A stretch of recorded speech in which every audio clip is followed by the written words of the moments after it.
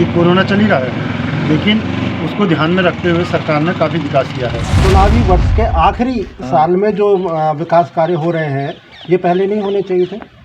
अब होनी तो चाहिए थे साहब, कोरोना इसी से गजबज बढ़ी है। अच्छा, कोरोना से गजबज बढ़ी। कोरोना काल में हर आदमी बेरोजगार, बहुत सा आदमी बेरोजगार हो गया था। हाँ। तो वो अपने लिए कुछ नहीं कर पाया, तो उसके लिए सरकार ने बहुत कुछ करा। नहीं, चर्चा होने का मतलब उनसे सहमत हो जाना नहीं होता। अभी भी अखिलेश यादव जी की जो छोटे भाई की वाइफ हैं वो बीजेपी में चली गई हैं, तो जरूरी नहीं है कि अगर वो गलत है। नहीं, हमारे सहमति हमारी इसलिए है कि हमारे फैमिली बैकग्राउंड फौजी से ज़्यादा रही है। अच्छा,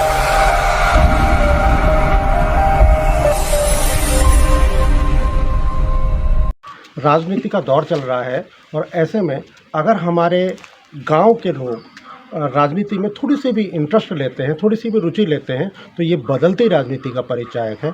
आज हम उन्हीं ग्रामीण लोगों से बातचीत करेंगे, जो उनसे जानने की कोशिश करेंगे कि उत्तराखंड की राजनीति में आखिर किस करवट बदलने जा रहा है। जी हाँ, मैं हूँ तेजपाल नेगी, आप देख रहे हैं SJTV और आज हम पहुँचे हुए हैं बच्ची नगर ग्राम पंचायत में, जो कालाढूंगी विधानसभा की ग्राम पंचायत है।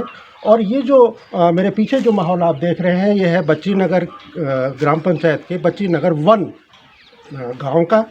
यहाँ हम पहुँचे हैं ग्राम प्रधान प्रेमा रावत जी के आवास पे, और उन्होंने ही अपने आसपास के ग्रामीणों को यहाँ पे एकत्र किया ताकि हमसे राजनीति पर चर्चा कर सकें। सबसे पहले मैं प्रेमा रावत जी से थोड़ी सी उनकी पंचायत के बारे में जानना चाहूँगा। प्रेमा रावत जी, आपका बहुत बहुत शुक्रिया कि आप हमें सहयोग कर रही हैं। बच्ची नगर पंचायत के बारे में थोड़ी जानकारी दीजिए, यहाँ की आबादी कितनी होगी? Thank you sir.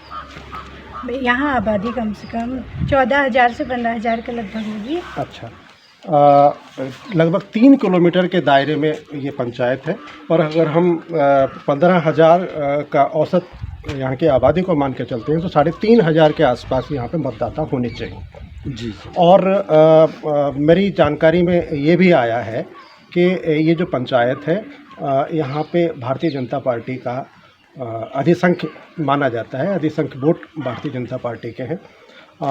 हम जो बातचीत लोगों से करेंगे, हम ये कोशिश करेंगे कि बड़ी ईमानदार सी बातचीत हो, किसी भी राजनीतिक दल पे आक्षेप ना हो, अपनी बात हम करें।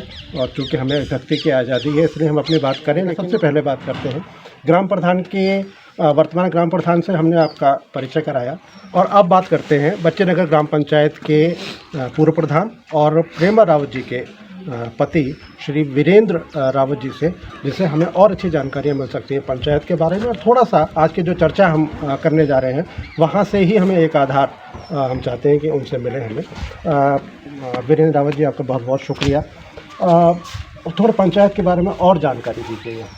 धन्यवाद सर। जो कि अभी प्रधान जी ने बताया, हमारी ग्राम पंचायत बच्ची नगर, जो कि लामा चौड़ मार्केट से खुशालपुर गांव पड़ता है, खुशालपुर गांव से होते हुए, जैसे कि इसमें 6 राजस्व गांव आते हैं: खुशालपुर, हरकपुर कीड़ा, नैनवालपुर, Bharatpur, Harakpur, Bachchi Nagar number 1, Bharatpur number 1, Bharatpur number 2। इसका लगभग क्षेत्रफल 2800 मीटर के लगभग इसका क्षेत्रफल होगा, जो कि ये हमारे हल्द्वानी विकास खंड की लगभग दूसरे या तीसरे नंबर की सबसे बड़ी ग्राम सभा है। यहाँ पर सरकार द्वारा काफ़ी विकास कार्य हुए हैं, जैसे कि घर घर नल, घर घर जल योजना आई है जी। एक हमारे राज्य सरकार द्वारा एक ट्यूबवेल की भी स्थापना की जा रही है, जिसकी DPR बन के गई है। अच्छा। और हमारे यहाँ पे जो हमारे विधायक जी हैं, क्षेत्रीय विधायक जी, उनके द्वारा सड़कों का भी निर्माण कार्य भी किया गया है। कुछ ही समय पहले यहाँ पे जैसे खुशालपुर जी, हरकपुर जी, पूरनपुर, नैनवाल, नैना विहार, ऐसी काफ़ी सड़कों का उद्घाटन किया है, जो कि 500 मीटर, 1 किलोमीटर लंबी होंगी। अच्छा जी हाँ। जैसे कि ये हरकपुर कीड़ा में ही है, जो गांव को मिलाने वाली, गांव से हाईवे से गांव को जोड़ने वाली सड़क है, जो कि हॉट मिक्स बनने को जा रही है, जिसकी लंबाई लगभग 500 मीटर है। ऐसे ही खुशालपुर से प्रगति विहार तक 1400 मीटर, नैना विहार 500, ऐसी कई रूटें हैं जिनका उनने उद्घाटन किया है। और हमारे सरकार द्वारा ही हमारी जिला अध्यक्ष बेला तौलिया जी ने भी ग्राम पंचायत बच्चीनगर के अंतर्गत ग्राम बच्चीनगर में एक छोटी सी सड़क बनाई है, जिससे कि काफ़ी लोगों को लाभ मिल रहा है। ये कहा जा रहा है, विपक्ष की ओर से आरोप ये लग रहा है कि पूरे 5 साल तक तो सरकार रही शांत जी, और अब जब चुनावी वर्ष आया, आखिरी वर्ष आया, तो उस समय एकदम फ्रंट फुट पे आके खेलने लग गई। तो ये जो 4 साल तक काम नहीं किया जी, आप भी मानते हैं कि आपकी पंचायतों को कोई नुकसान हुआ उससे? तो 2 साल तो हमारे कोरोना काल में ही चले गए जी। नुकसान तो पंचायतों को क्या, पंचायतों को भी नुकसान हुआ, सभी को, सरकार को भी नुकसान हुआ। ये जो कोविड आया इससे हर किसी को, परिवार के परिवार चले गए इसमें जी। हमारे यहीं पर ही कई ऐसे परिवार हैं जो कि कोरोना काल में चले गए, अपने को नहीं बचा पा रहा था आदमी खुद। अब हम लोग सरकार से अपेक्षा करें कि वो उस कोरोना काल में भी हमारे यहाँ विकास करे। पहले तो जनता को बचाना ज़रूरी था। हाँ, कोरोना काल कम होते ही, अभी ऐसा भी नहीं कहा जा सकता कि कोरोना ख़त्म हो गया है, अभी कोरोना चल ही रहा है, लेकिन उसको ध्यान में रखते हुए सरकार ने काफ़ी विकास किया है। और विपक्ष का ये भी आरोप है साथ में कि पूरे 4 साल सरकार जो थी, केंद्र सरकार, वो हमारे मुख्यमंत्रियों को ही चेक करती रह गई और विकास कार्य तो बाद में होने थे, मुख्यमंत्री ही बदलती रह गई सरकार। सर, मुख्यमंत्री बदले, एक बदले, 2 बदले, लेकिन जनता को कार्य दिखना चाहिए। हमें कोरोना काल में एक बदला मुख्यमंत्री, 2 बदला, उससे तो जनता को कोई फ़र्क नहीं पड़ना चाहिए। कार्य तो हुए, चाहे छोटे स्तर पर हुए, कम हुए, ज़्यादा हुए, ऐसा नहीं कि कार्य नहीं हुए, कार्य हुए। हमारे साथ बुजुर्ग भी बैठे हुए हैं, ज़रा उनसे जानना चाहते हैं, आप कितना सहमत हैं? पहले तो आप अपना नाम बताइए। दान सिंह बिष्ट। दान सिंह बिष्ट जी, आप कितना सहमत हैं जो प्रधान जी ने कहा अभी कि 2 साल का कम से कम सरकार को मिलना चाहिए, आप सहमत कितने हैं? आप ठीक है, ठीक कहा प्रधान जी ने, वो मैं सब सहमत हूँ उसमें जी। मैं भी आज देख रहा हूँ। आप खुश हैं कि खुश हैं, हम खुश हैं। चुनावी वर्ष के आखिरी साल में जो विकास कार्य हो रहे हैं, ये पहले नहीं होने चाहिए थे? अब होने तो चाहिए थे साहब, कोरोना इसी से गजबज बढ़ी है। अच्छा, कोरोना से गजबज बढ़ी। कोरोना से गजबज हुई है। हाँ। सर, आपका शुभ नाम? मेरा नाम गोपाल सिंह रावत। गोपाल सिंह रावत जी, आप भी सहमत हैं जो बिष्ट जी ने बोला? सही कह रहे हो। अच्छा, पिछले 4 साल वाली बात जो थी कि 4 साल में ज़्यादा काम नहीं हुए, मुख्यमंत्री ही बदले गए, तो बदले गए तो थोड़ा बहुत तो काम चलते ही रहा। अच्छा, थोड़ा बहुत काम चलता रहा। चलिए, आपसे बात करेंगे। हमारे साथ में कुछ युवा भी हैं, अपना नाम बताइए। आदित्य सिंह बिष्ट।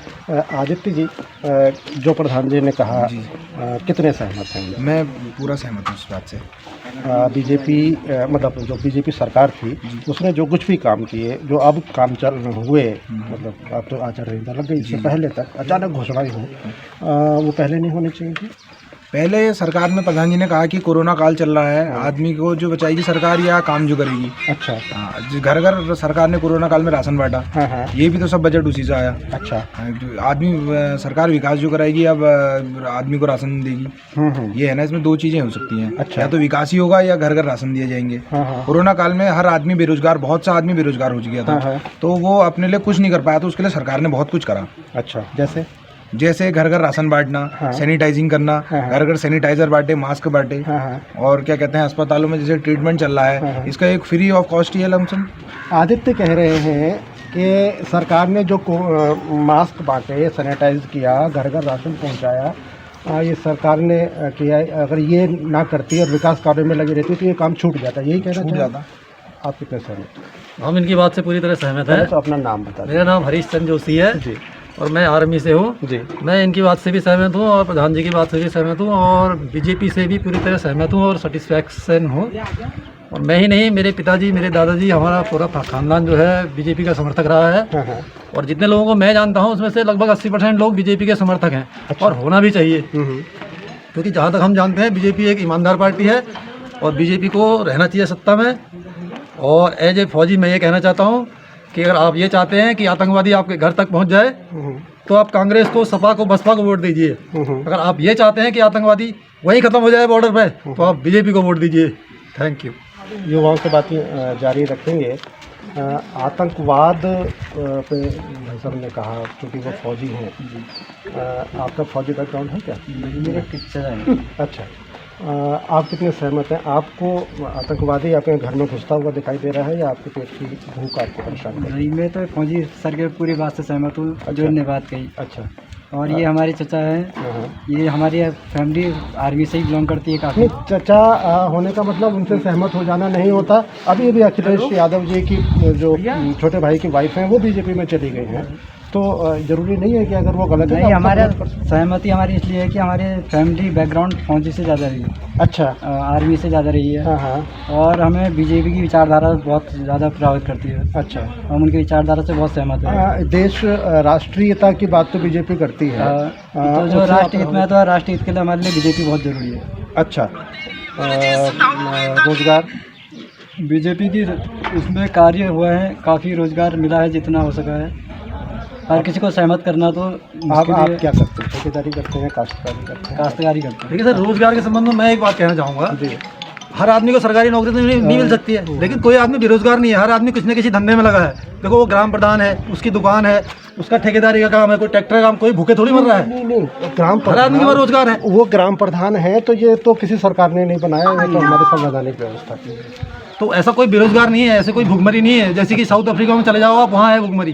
तो बीजेपी सरकार में बढ़िया काम हो रहा है और आगे भी हम उम्मीद करते हैं कि बढ़िया ही होगा। बीजेपी सरकार में आतंकवाद की बढ़ावा प्रधानमंत्री जी ने कहा था कि लोग जो पकोड़े बेच रहे हैं वो भी रोजगार है। हाँ, वो रोजगार है, रोजगार है वो। मतलब वही रोजगार, उसी टाइप का रोजगार कह रहे हैं आप? हर कोई नौकरी रोजगार तो हर चीज़ है। आदमी हल जोत रहा है या खेती कर रहा है, बेरोजगारी रोजगार वो है तो जो आदमी बेरोजगारी भूखा मर तो रहा है। है। अगर वो उसके हाथ पैर नहीं है वो तो बेरोजगार है, ठीक है। जब हमारे पास हाथ पैर है, हम मेहनत कर रहे हैं, हम मजदूरी कर रहे हैं, वो रोजगारी तो है। अगर अनपढ़ आदमी है, हमारे गांव में अगर 20% अनपढ़ आदमी है, उसके लिए तो सरकार रोजगार नहीं दे सकती, लेकिन वो 90 दिन वाला रोजगार वो बताओ सर। अपने हाथ का रोजगार तो कर सकता है। मेहनत करके मजदूरी कर रहा है, या उसको मेहनत नहीं मिल रही, या मजदूरी नहीं मिल रही, या काम नहीं मिल रहा है।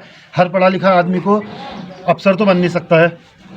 कोई अपना बिजनेस कर रहा है, किसी ने ठेला खोल रखा है, किसी ने चाय की दुकान बना रखी है। हम लोग देखते हैं MA MBA करे हुए, BBA करे हुए, उनको शौक है, उनने चाय की दुकान खोल रखी है।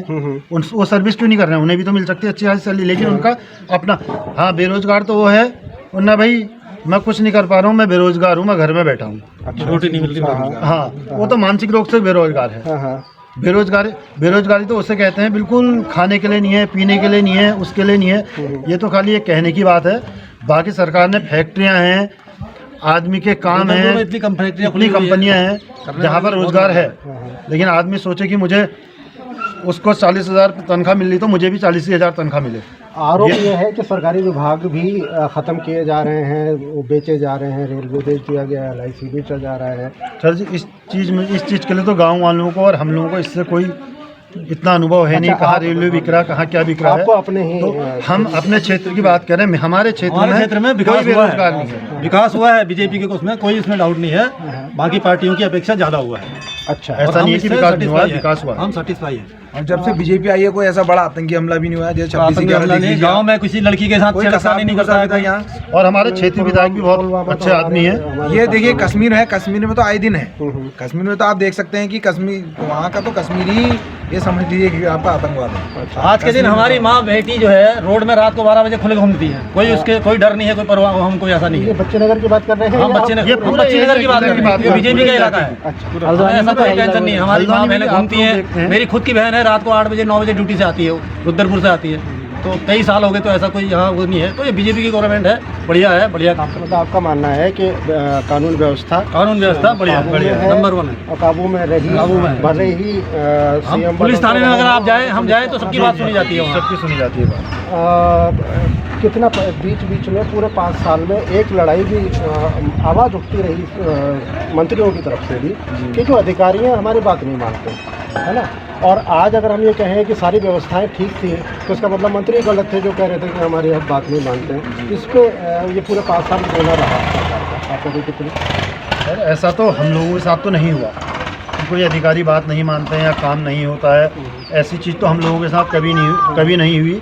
ये तो देखो नेता है, बीजेपी है, कांग्रेस है, उनका अलग लेवल है। कांग्रेस क्या कहती है, बीजेपी क्या कहती है, लेकिन जो हमारी यहाँ की जनता है, हम लोग जाते हैं जनता के साथ, कई लोग बुलाते हैं प्रधान जी को।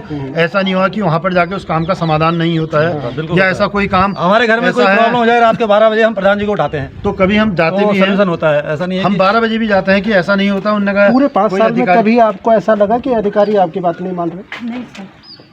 तो ना जाने क्यों हमारे मंत्रियों की बात नहीं मान रहे थे, प्रधानों की बात तो मानते हैं अधिकारी लोग। ऐसा क्या हुआ होगा? सर ये तो यही लोग जाने हैं, उनका सर मंत्री अलग लोग लेवल नहीं है, अलग कहते हैं, तरीके की सोच है। लेकिन हम लोग अभी हमारे यहाँ पर ये एक केस हुआ है। हमारे यहाँ पर एक टाइगर ने, अभी आपने देखा होगा कल के अखबार में, हाँ, एक आदमी को खा दिया था आधा। जी, जी। तो उसमें क्या हुआ, तो गांव वालों ने बॉडी को जंगल में ही रख दिया। हाँ हाँ। जंगल में रख दिया, नहीं उठानी थी बॉडी। लेकिन सरकार ने या फॉरेस्ट विभाग ने या फॉरेस्ट विभाग ने, सरकारी मानो, उन्होंने तुरंत एक्शन लिया। अच्छा दूसरे दिन ही वहाँ पर जो शूटर होते हैं वो आ गए। अच्छा। क्योंकि कल मैं भी खुद गया था वहाँ पे। हाँ हाँ। इतने तत्काल मतलब निर्णय लिया गया, हाँ भाई किसी भी तरह इस चीज़ का समाधान करें जो कि आगे को दूसरा हादसा ना हो सके। हमारे यहीं पर ग्राम पंचायत रजनी हल्दुमा हुआ था ये कांड। हाँ, कल रात में उन्हीं के साथ था। जी जी। तो मैंने देखा, मैंने कहा देखो यार, तुरंत अब कल कांड हुआ, आज शूटर आ गए, नहीं तो हमें परमिशन लेने में डीएफओ के पास जाओ, वो बड़े अफसर के पास जाओ, नेता के पास जाओ, वहाँ कहो, ये कहने की ज़रूरत नहीं पड़ी। तुरंत एक्शन हुआ। कल सुबह का आपने अखबार में पढ़ा होगा, कल शाम वहाँ पर शूटर जो उन्हें पकड़ना है या मारना है, कुछ भी कार्रवाई कर ली, उनने अपनी कार्रवाई शुरू कर दी। जबकि मैं उनके साथ, उनकी फ़ोटो भी है मेरे पास, जो मैंने उनके वहाँ पर खींची थी। वो कम से कम 20-25 लोग जंगल में गए।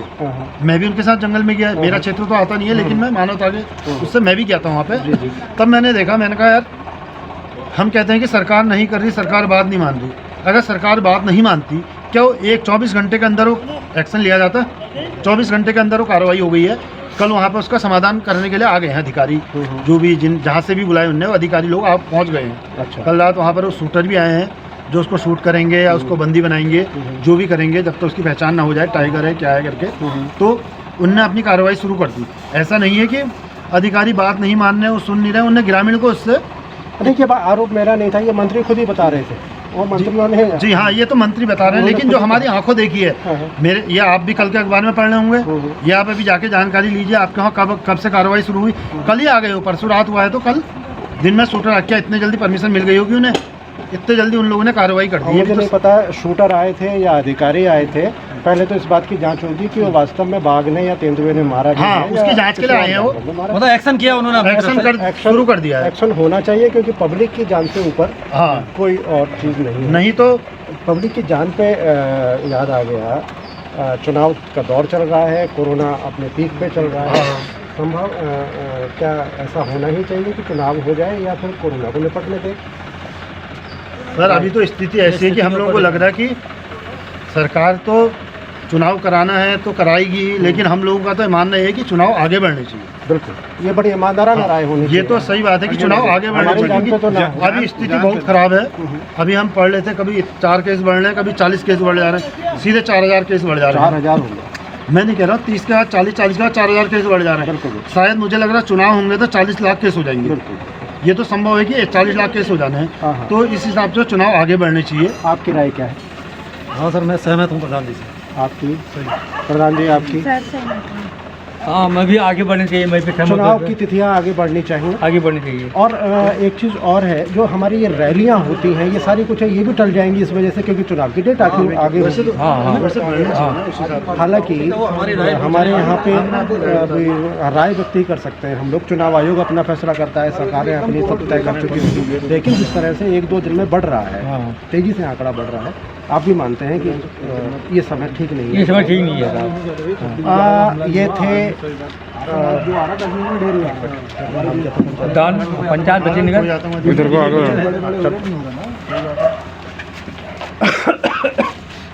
ये थे बच्ची नगर के पंचायत के ग्रामीण, जिन्होंने मैंने आपको पहले भी कहा था कि यहाँ पे अधिसंख्य जो हैं भारतीय जनता पार्टी से जुड़े हुए लोग हैं, तो संभव है कि ये विचारधारा ही आपके सामने आई होगी, इसमें कोई दो राय नहीं है। और हम भी चाहते हैं कि जो भी पब्लिक में है वही सीधे सीधे हमारे दर्शकों तक पहुँचना चाहिए, इसमें हम कोई लाग लपेट नहीं करना चाहते। एक बड़ा सवाल जो सबसे आखिर में उठा और सब ने एक मत से माना कि चूँकि कोरोना के आंकड़े लगातार दिन प्रतिदिन आगे बढ़ते जा रहे हैं और एकदम से 4 से 40, 40 से एकदम 400 और 400 से सीधे 4000 तक जा पहुंचा है, तो ये आंकड़ा डराता है, हमें अंदर ही अंदर डरने को मजबूर करता है। तो अगर संभव हो तो चुनाव की तिथि आगे बढ़नी चाहिए, ये राय लोगों की है। चुनाव आयोग क्या करता है, क्या फैसला लेता है, क्या केंद्र सरकार तय करती है और क्या प्रदेश सरकार तय करती है, ये उनके ऊपर है। फिलहाल लेते हैं आपसे विदा पंकज जोशी के साथ, बच्चे नगर से मैं तेजपाल नेगी। फिर मिलते हैं किसी और गाँव में और ग्रामीणों के साथ राजनीति पर चर्चा करने के लिए।